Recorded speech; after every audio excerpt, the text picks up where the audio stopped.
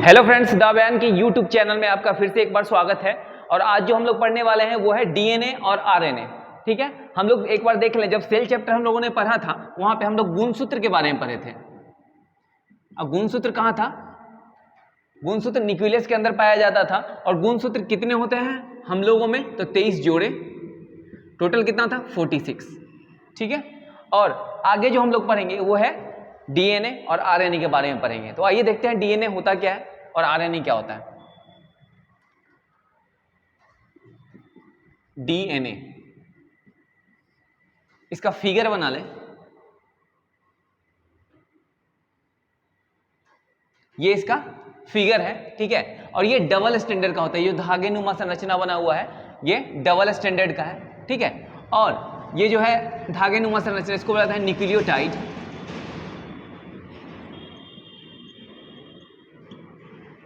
इसको बोला जाता है न्यूक्लियोटाइड, ठीक है। और डीएनए पाया कहां जाता है? डीएनए केंद्रक मतलब सॉरी न्यूक्लियस। न्यूक्लियस के अंदर क्या होता है? क्रोमोसोम्स।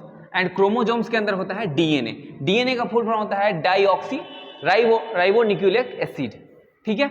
अब देखते हैं कि डीएनए का जो संरचना था इसको किसने खोजा था? तो डीएनए के संरचना को खोजा था वाटसन एंड क्रिक ने। यहां से खूब पूछा जाता है एग्जाम में question, Watson and Crick DNA का संरचना, और संरचना यही दिया था, ठीक है। अब डीएनए को और ज्यादा जब खींच दिया जाए, ठीक है, तो बनता है जीन, है ना। यानी जीन हो ऑप्शन में या डीएनए हो, हमको लगाना कोई एक ही है, राइट। कभी कभी क्या होता है ना कि डीएनए की जगह जीन दे देता है, तो उसकी जगह हम लोग क्या जीन ही ऑप्शन मारेंगे, राइट। चलिए आगे देखते हैं कि डीएनए का काम क्या होता है। तो डीएनए, ये जो है डीएनए करता है कि एक जनरेशन से दूसरे जनरेशन में जेनेटिक इंफॉर्मेशन को शेयर करता है। जैसे कहा जाता है कि वह अपने पिताजी की तरह दिखता है, वह अपने माताजी की तरह दिखता है, मतलब अपने पेरेंट्स पे गया है। तो ये किसके थ्रू? डीएनए के थ्रू होता है ट्रांसफर, राइट। या कोई बच्चा है अपने माँ के पेट में पल रहा होता है, उस समय आंख के जगह पे आंख बनना, हाथ के जगह पे हाथ बनना, 5 उंगली ही बनना, है ना, बाल के जगह पे ही बाल उगना, ठीक है। ये सब इंफॉर्मेशन किसके द्वारा? डीएनए के द्वारा दिया जाता है। कभी कभी ऐसा मिस्टेक हो जाता है कि 5 उंगली की जगह 6 उंगली आ जाते हैं, कभी कभी पूंछ निकल आता है, ठीक है। तो ये सब सारी समस्याएं कभी कभी देखने को मिलता है, वो डीएनए के कारण मिलता है। ऐसे जनरली ये देखने को नहीं मिलता है, क्योंकि डीएनए जो इंफॉर्मेशन देगा वही डेवलपमेंट बच्चे का हो पाता है, ठीक है। तो यहां तक हम लोगों ने डीएनए देखा, ठीक है। अब देखते हैं डीएनए में और आगे क्या पढ़ना है। डीएनए जो बना होता है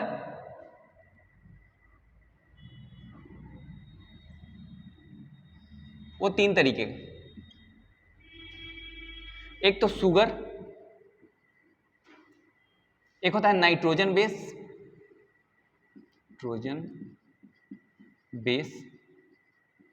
एक होता है फॉस्फेट। और ये क्वेश्चन पूछा जाता है कि डीएनए में कौन सा एलिमेंट होता है, ठीक है। तो वो होता है फास्फोरस, है ना। नाइट्रोजन मत मारिएगा आप लोग, वो होता है फास्फोरस, राइट। और नाइट्रोजन जो है एक बेस है, बेस फॉर्म में है। और इसी को देखेंगे हम लोग कि ये जो बेस है वो कितने प्रकार के होते हैं। तो नाइट्रोजन बेस के अंतर्गत देखें तो ये 4 होते हैं। एक होता है एडिनिन, एक होता है गुआनिन, एक होता है थाइमिन, एक होता है साइटोसिन।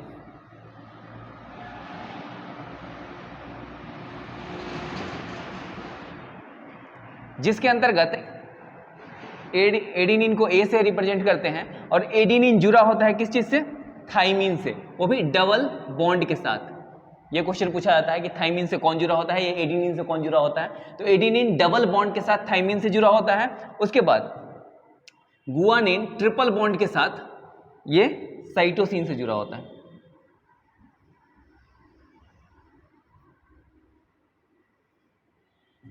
ठीक है।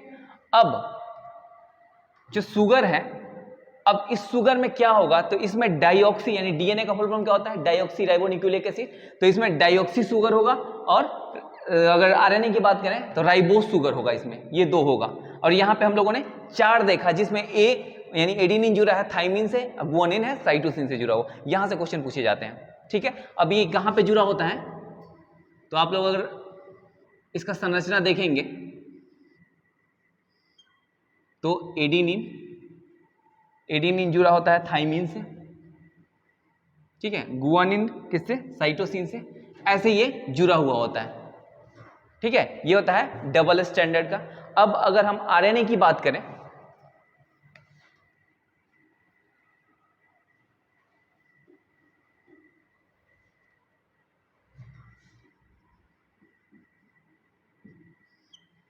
ठीक है। आरएनए में क्या होता है, आरएनए प्रोटीन संश्लेषण का काम करता है, मतलब बनाता है। ये कैसे बनाता है वो हम लोग देखते हैं। ये क्या करता है, प्रोटीन संश्लेषण का काम करता है। अब जो आरएनए है वो क्या करेगा, जो हम लोगों ने पढ़ा था प्रोटीन के बारे में, विटामिन का जो हम लोग चैप्टर पढ़े थे विटामिन, उसमें देखे थे प्रोटीन के बारे में। तो प्रोटीन कितने हैं, 20 अमीनो एसिड से मिलकर बने होते हैं। उसमें कितने हैं, 20 अमीनो एसिड है, ठीक है। जिसमें 10 जो है हमारे बॉडी के अंदर है और 10 जो है हम लोग अपने खान पान के थ्रू पूरा करते हैं, तो हो जाता है टोटल 20 अमीनो एसिड। क्या है, अमीनो एसिड, ठीक है। अब ये अमीनो एसिड ढंग से बन रहा है या अमीनो एसिड को हमारे राइबोसोम तक पहुंचाने का काम क्या कौन करता है, आरएनए। तो क्या करेगा, पहला काम ये करेगा कि पहले तो चूज करेगा कि हाँ ये अमीनो एसिड है, ठीक है। दूसरा काम क्या करेगा, ये एक जगह से दूसरे जगह ले जाएगा। और तीसरा काम क्या होगा, जहां ले जाएगा वहां पे इसका निर्माण होगा, ठीक है। तो इसके बेस पे हम देखें तो ये 3 तरीके का होता है। आरएनए 3 तरीके का होता है। एक होता है mRNA, एक होता है tRNA,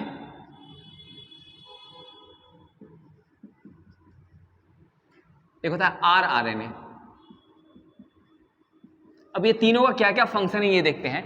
mRNA क्या काम करता है, जैसे ही अमीनो एसिड गया, ठीक है, तो क्या करता है, ये अमीनो एसिड की पहचान करता है, यानी सेलेक्ट करता है कि ये अमीनो एसिड है या नहीं।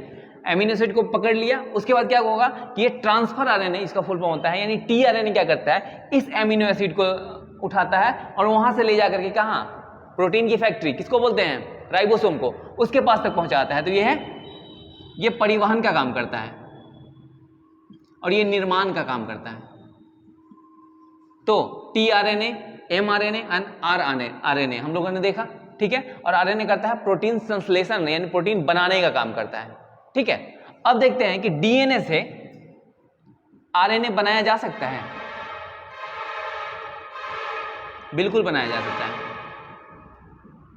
हम लोग देखे थे कि एडेनिन जुड़ा हुआ है किससे, थाइमिन से, ठीक है। उसके बाद गुआनिन जुड़ा हुआ है साइटोसिन से, ये भी ट्रिपल बॉन्ड के साथ, ये डबल बॉन्ड के साथ। अब ये थाइमिन को अगर यहां से हटा दिया जाए और इस जगह यूरेसिल कर देते हैं तो क्या होगा, ये आरएनए में चेंज हो जाएगा, ठीक है। तो ये है डीएनए और आरएनए। अब कोरोना के समय हम लोगों ने आरटीपीसीआर का नाम सुना होगा, या हम लोगों ने ये भी सुना होगा कि वायरस क्या है, रेप्लिकेट हो रहा है। और रेप्लिकेट कैसे होता है, जब एक डीएनए से दूसरा डीएनए बनता है ना, ये डीएनए है, ठीक है, और इस डीएनए से एक और डीएनए बन जाएगा, इसको बोलते हैं रेप्लिकेशन, ठीक है। अब अगर डीएनए से आरएनए बनता है,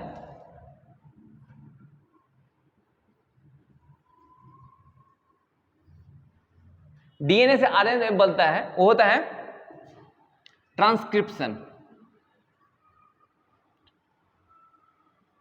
क्रिप्शन बोला जाता है, ट्रांसक्रिप्शन, ठीक है। और जब आरएनए से डीएनए बनता है उसको बोलते हैं रिवर्स ट्रांसक्रिप्शन।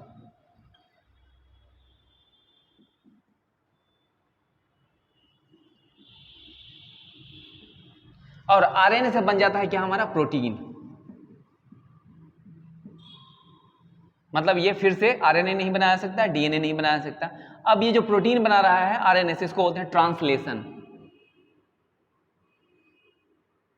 अनुवाद वाला ट्रांसलेशन नहीं, ठीक है। तो ये बन जाता है हमारा प्रोटीन, राइट। तो आज हम लोगों ने डीएनए, आरएनए और जीन के बारे में देखा। अगर आपके एग्जाम में डीएनए ना दे करके जीन दे दे तो हम ऑप्शन जीन ही मारेंगे, क्योंकि चीजें सेम है। हमने क्या बोला कि